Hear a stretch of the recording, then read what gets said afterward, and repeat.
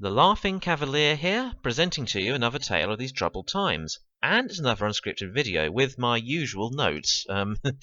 So before I get into the subject of this video, I thought I'd just give some general talk about the channel so far, because good news first, I'm now monetized. Applied for that a few, 3-4 days ago at the time of recording this, and then I got accepted. So I put a post about this on the community tab, but what that means is basically some of my videos will now run ads on them, and I might get a bit of money for it, which is not too bad, so I can put that onto things to improve the channel when I'm not getting false copyright claimed. Oh god, yeah, that's the other one. That's funny. The moment I monetized my channel, I got a copyright claim from, what was the company's name, like Eagle Media or something, who, when I researched it, they were either a company in Shanghai, a music company, or a company that's not existed for years. And they copyright claimed my Sink the Bismarck review, of all things, which I uploaded 9 months ago, because it's got footage of battleships in it, which they claimed is from a documentary called Greatest German Battleships of World War II. You know, all four of them, Scharnhorst, Gneisenau, Bismarck, and Tirpitz, I guess. And yeah, like, it's completely broken, YouTube's copyright sort of claiming system. These are just claims, they're not strikes, thank God. 3 of them and my channel get deleted, so, but these are just claims. The one that annoyed me the most recently, I thought the BBC was the worst company to deal with copyright, but no, Lionsgate has beaten them. The people who made The Spanish Princess, because they copyright claimed another 9-month-old video, which is the 27-second Mimi one I did, The Spanish Princess in a Nutshell. They got me thinking, like, oh, Cavalier, what horrible things, you know, how did you defraud them? What did you do? And it's like, well, you know, what footage, what audio did you use? And it's like, no, I used 2 screenshots from their trailer. And some bitter person at Lionsgate who own Starz Media, who made The Spanish Princess, have now claimed my video. So, meaning they're making money off that. And if I needed any more reasons to hate that bloody series. But still, in the meantime, though, it looks like we've actually been given some good news, or... Well, I say good news, provisionally, that's why I'm going to put sort of announcement for Wolf Hall in the title of this video, because I'm not certain if it's been 100% greenlit, really, because it reminds me a bit of the Overlord situation, which is an anime I quite like, as you well know. Because that one, people have been sort of asking for season 4 for years, and there was, I think the creator, because he's Japanese, he went to Germany for some convention, and he said, basically said, like, I would like to work on a season 4. The German person translated into German as they're doing a season 4, and then it got worse when it got to the English translation. So, and I think it's a similar situation with Wolf Hall, because there was an article, which if I can find it, I've got a few up here, from the Radio Times. Peter Kosminski is getting started on Wolf Hall too, says BBC Drama Boss. Which is apparent. This was taken from a some sort of Q&A thing. I've not found any video of this or any transcripts or anything. But the head of the BBC drama, so because Peter Kosminski is the guy who I think was the director of Wolf Hall, so this is like his immediate boss. That was doing like a sort of general press conference, and this got mentioned in it. Before I get on to actually the Wolf Hall, I'll just go through some of the silly things he was saying in this. What was it? I've got one article in the Independent up here saying the BBC has a duty to be woke in the way it tells stories. Says head of drama Piers Wenger. I'm going to read the few paragraphs. There's one here. Just read this. The BBC will continue its policy of, quote, repurposing for a contemporary audience books written a long time ago because they need to speak to a contemporary world, as well as being stories about our past. Oh, contemporary. Hello, darkness, my old friend. Because as you know, I absolutely detest the word contemporary when it's used for dramas like this. And it's just like... Why does it need to be contemporary? So the whole point of me watching a period drama, as I've said many times before, is I don't want something contemporary. I want something so I can look at something that happened in the past. I mean, I don't mind if it resonates. You can have events that resonate, you know, that are from the past. So, say, give an example. There's a book, Rifleman Harris, who was a rifleman in the Napoleonic Wars, and he didn't actually write the book. I think he was interviewed by a man. He wrote up his story, and he was a carbon soldier who told of his experiences fighting in the Peninsular War. You know, you could do a drama series about that or something, but it could resonate because, you know, wars still happen, even if it's a different war altogether. You know, resonates. I don't need it to be contemporary, but I was like, what do you mean contemporary? Like, how are you going to make it contemporary? Like, what's Piers Wenger going to do if he gets his hands on Wolf Hall? Do like Cromwell just turns up like, Your Grace, I have a laptop here. Oh, a laptop, Cromwell, what's that? Well, Your Grace, it is connected to the internet, so you can browse Twitter all you like.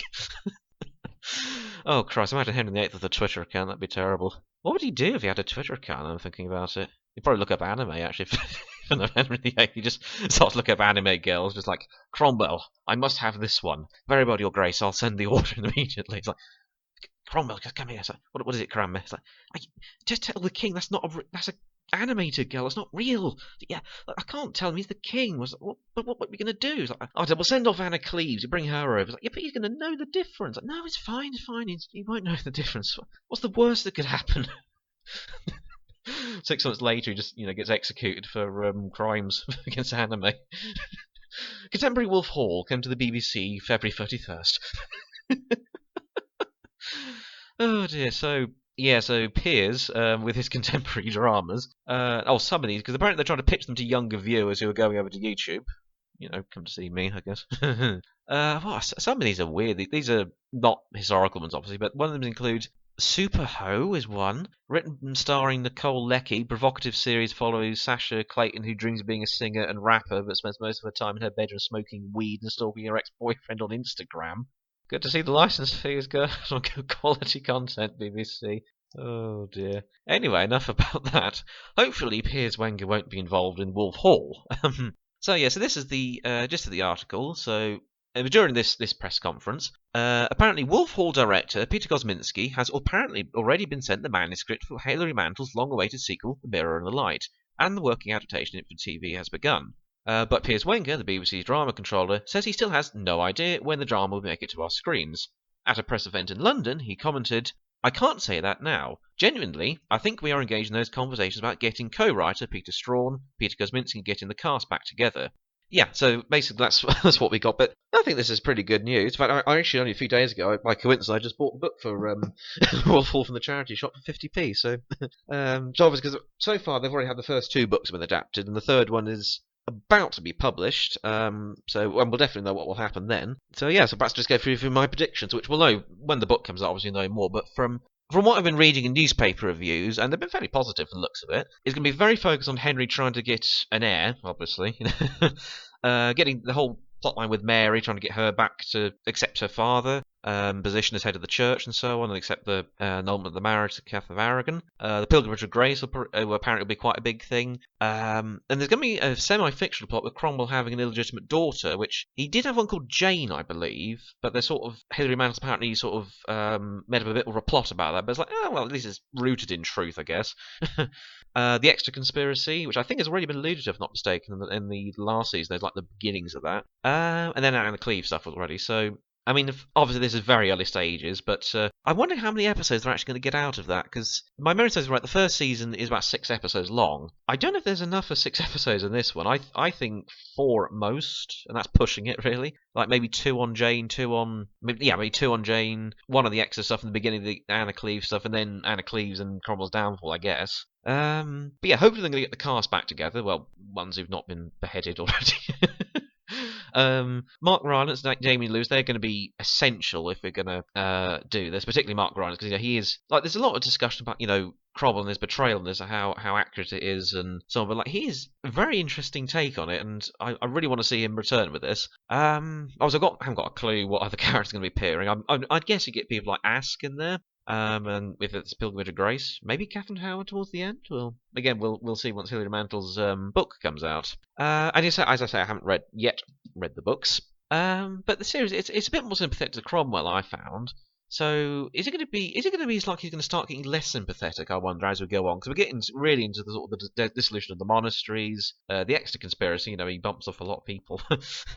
So that'd be quite an interesting way to see, his downfall in that respect. And the book, from what I've read, apparently literally begins with Anne Boleyn's, the crowd dispersing after Anne's execution. So literally, hopefully, we'll start where it finishes off. But like I said, from the sounds of it, they're still in very early stages with it. And that's going to take a while, because they're going to have to get the actors back, see if they can film it, schedule it, get the budget. If I had to make predictions, I'm predicting this with little evidence, I think we'll start to hear some stuff later this year, but then they'll film it, and I think end of 2021, early 2022, maybe. We'll see. So we're not too sure. But hopefully I think this sounds good news. Because, at the minute, we haven't got many Tudor dramas to look forward to. We've got A Spanish Princess coming out later this year, which I'm partly dreading, partly looking forward to the rant video, I suppose. The Becoming Elizabeth one. I've not heard much about that. But not heard much about the Spanish Princess either because they're still filming it. There's a few promotional pictures here and there been released, and it's like, you see Catherine's in her armour, so yeah, we've definitely confirmed Flodden's happening. Oh god. So yeah, sorry if there's a rather quick sort of unscripted one. Again, I want to say thank you obviously for all my subscribers as well. So because now I'm monetized, hope for the channel will keep growing as long as I don't get any more copyright claims from Eagle Media in Shanghai or wherever it is, and or bitter people at Lionsgate. So yeah, so this has been the Laughing Cavalier, wishing you a good day.